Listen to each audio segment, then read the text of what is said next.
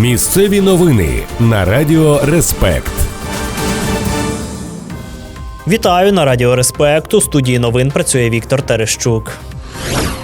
У Рівному нічна погоня закінчилася аварією. Нетверезий водій намагався втекти від патрульних, але врізався у дерево. Інцидент стався на вулиці Князя Острозького під час комендантської години. Керманич ігнорував вимоги поліції зупинитися та лише сильніше тиснув на газ. Зрештою, 27-річний чоловік не впорався з керуванням. Сам він не постраждав. У його крові виявили 1,5 проміли алкоголю, що у 7 разів перевищує норму. На порушника склали відразу 3 адмінпротоколи, а розбиту автівку забрали на арешт-майданчик.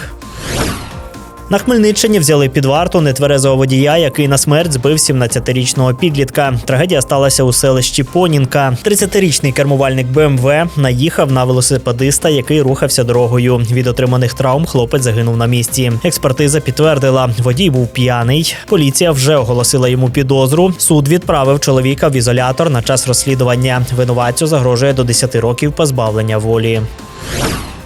На Рівненщині судитимуть колишнього голову громади за хабарництво. Обласна прокуратура уже скерувала справу до суду. За версією слідства, посадовець налагодив схему на оренді комунальної землі. Спочатку він отримав понад 60 тисяч гривень за надання ділянки у користування, а згодом вимагав ще 30% від прибутку з продажу нерухомості на цій території. Екс-голову затримали на гарячому під час отримання $7,5 тисяч. Після арешту він вніс заставу та склав повноваження. Тепер чоловіку загрожує до 10 років тюрми з конфіскацією майна.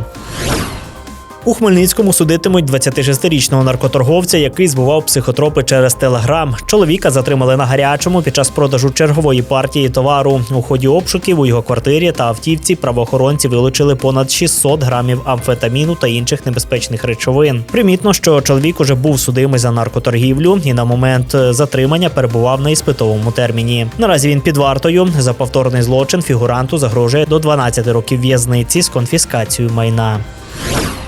А у Рівному поліція затримала 39-річну жінку на продажі психотропів. Правоохоронці задокументували декілька фактів збуту забороненої речовини. Під час обшуку у рівнянки вилучили пакетики з наркотиками, електронні ваги та пристрої для куріння. Наразі підозрювана перебуває під цілодобовим домашнім арештом. За торгівлю наркотиками жінці загрожує до 10 років позбавлення волі.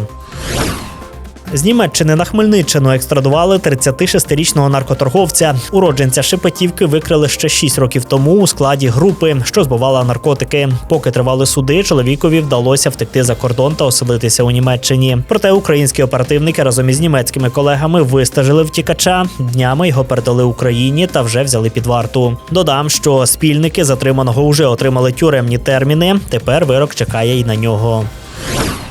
У Хмельницькому затримали іноземця, який вимагав $300 тисяч у місцевого криптобізнесмена. Чоловік намагався вибити вигаданий борг через погрози розправою над родиною підприємця. Потерпілий звернувся до поліції і вимагача затримали. Суд відправив іноземця під варту із заставою у $500 000. За скоєне йому загрожує до 12 років ув'язнення. Наразі поліція встановлює його спільників.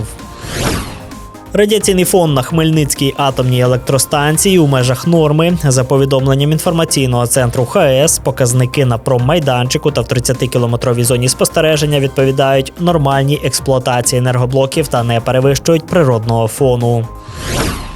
Це всі новини на цю мить. У студії Радіо Респект працював Віктор Терещук. Не перемикайте, залишайтеся разом з нами. Далі ще багато цікавого.